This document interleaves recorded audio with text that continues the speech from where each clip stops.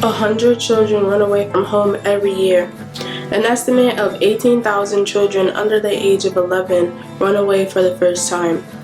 6,000 violence, neglect, and sexual abuse forces 1 in 9 young people to run away.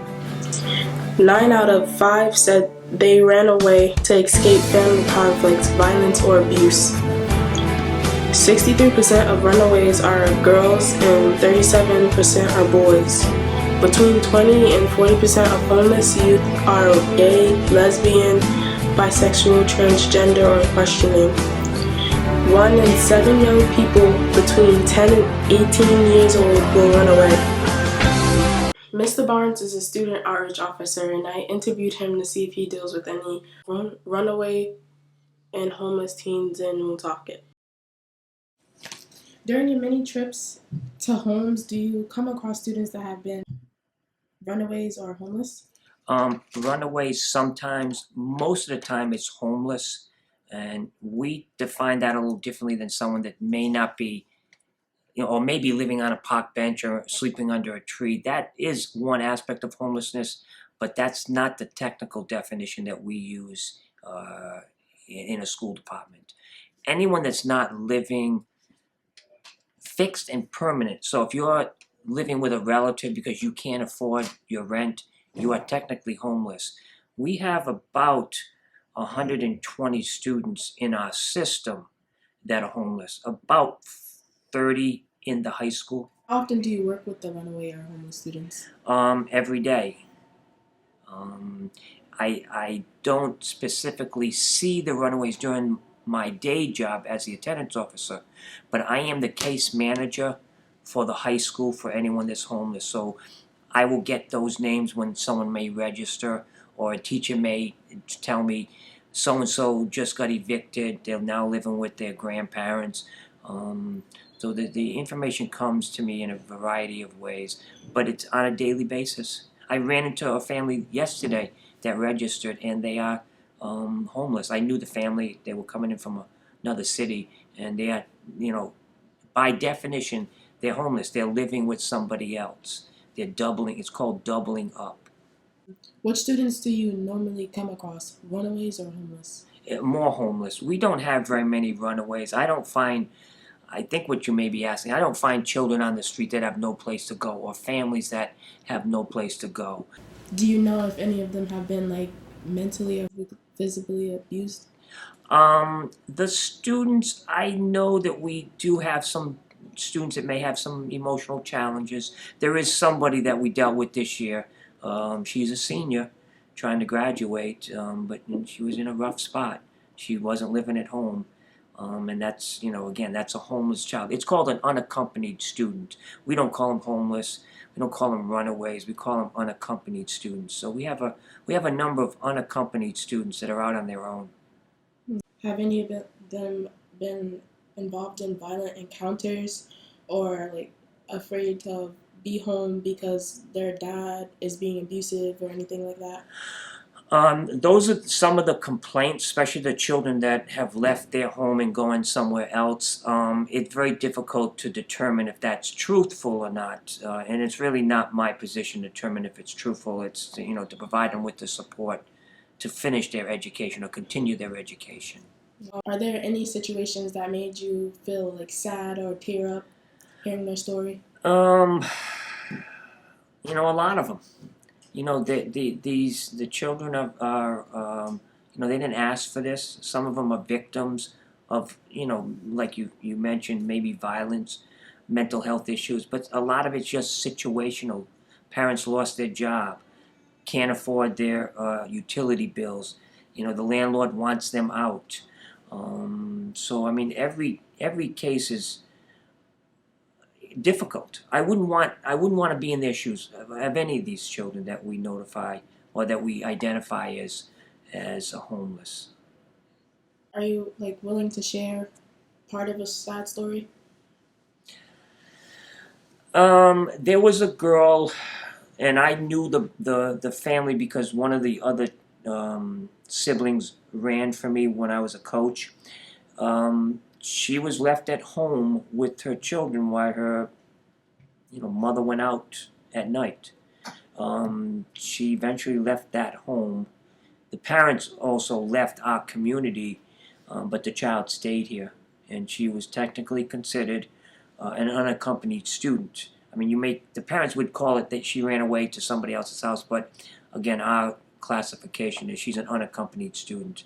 And again, I knew this family. I've known that family for a very, very long time. And it was difficult for the child to see her mother do what she does and be put the responsibility of daycare and childcare on her for her son. I know she loved her siblings, but she's a student. She's not a parent, and she had enough. During his interview, Mr. Barnes spoke about an unaccompanied minor, and she shares her story with us, but she would like to remain anonymous. I am an accompanied minor.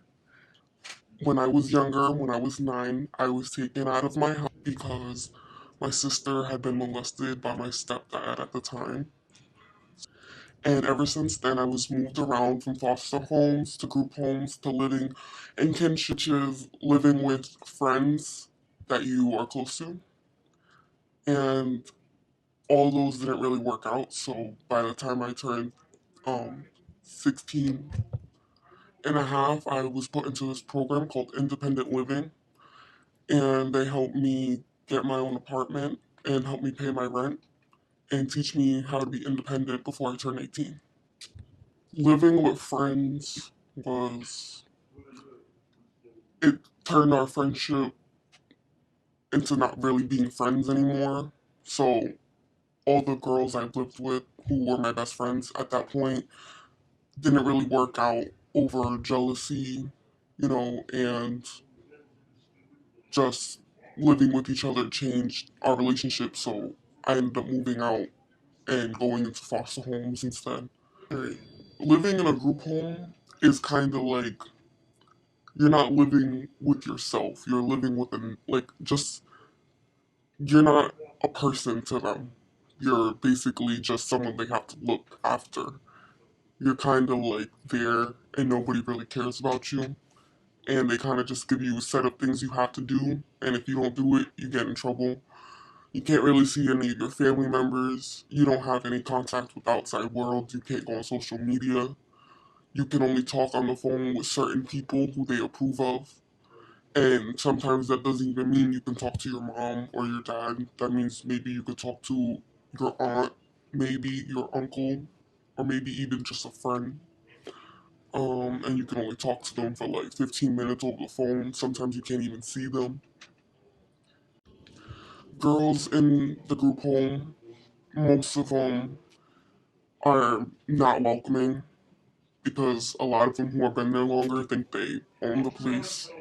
So you're kind of like the newbie in it, and you gotta like learn how to fit in with them. And then when you do, it's like, you know, it causes a lot of more trouble because then you want to fit in with them, so you do things that can get you in trouble just to fit in with them, and then it makes the time good, but then it causes trouble for you in the end. So, um, they haven't been physically abusive, but mentally abusive they are. They've said multiple times, just, made fun of some of the kids in the group homes for like having mental breakdowns. They would sit there and talk about them or just call them names for, having outbursts or tantrums. But I mean, they don't really understand it because they're not going through what we're going through. They don't have to be a part of their family stuck in a house with people you don't know and you don't know why they're there. So they're like judging right, you. They judge us. One of the staff members in my group home said that, we were all having like a good time at dinner, and they were like, you guys are not going to be friends. Watch, you guys are all going to turn each other's back on each other. Like, just coming, just saying stuff to put us all down. The most recent foster home I lived with her from last November of 2014 to this July of 2015. And honestly, I thought living with her would be more, I guess, better for me because she was more family oriented. It wasn't a group home, it was a family. Um, and I thought, I could build a connection with her and like have a mother figure because I haven't really had one. So, but it didn't really turn out like that. She was kind of more into it for the money because when you're a foster kid, when you go live with people, like if I lived with like if when I go live with my friends for kinship, their their moms will get like over like maybe to like 550 to 600 a month for me just to live there. And then when I lived with a foster family, like someone who's like educated to be a foster mom, she got over $1,000 a month for me, and I still had to like fend for myself. She wouldn't buy me food. She wouldn't buy me the necessary clothes I needed. She wouldn't give me rides to appointments or do anything to actually help me like she was supposed to do. And that was the reason why I opted to go into a foster family, and so I could get the basic needs that any child would need. And she kind of like pushed me off to the side. I kind of felt like an outcast living in her house. Her kids, basically, anytime anything went missing, they would accuse me or the other foster girl who was also living there with me. You know, we would not be bullied, but just kind of be like, you're the foster kid, you're not the biological kid. So we always like felt out of place. And my foster mother, she's very controlling. She didn't trust me at all because of her past experiences with other foster kids. So I couldn't go outside and do what I wanted.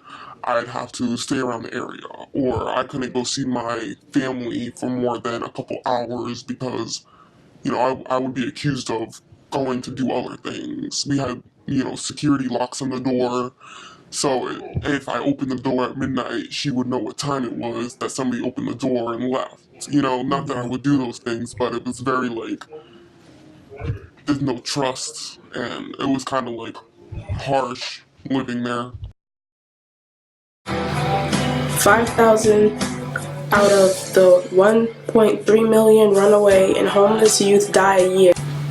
The largest group of at-risk children are runaway, thrown away, or homeless children who use sex to get food, shelter, clothing, and other things they need to survive on the streets. 45,205 of homeless children were unaccompanied in 2014. 80% of homeless youth that are 12 to 21 years old use drugs. Over 50% of young people in shelters and on the streets report that their parents told them to leave or they were leaving and didn't care. Children who run away from state care, like foster care, end up being victims of murder, car accidents, the cold weather, or suicide. Compared to youth with stable housing, homeless youth often have higher rates of substance use, mental illness, teen pregnancy, suicide, and other problems. Homeless youth suffer significant mental health problems including depression, substance abuse, suicidal thoughts, anxiety, and post-traumatic stress disorder.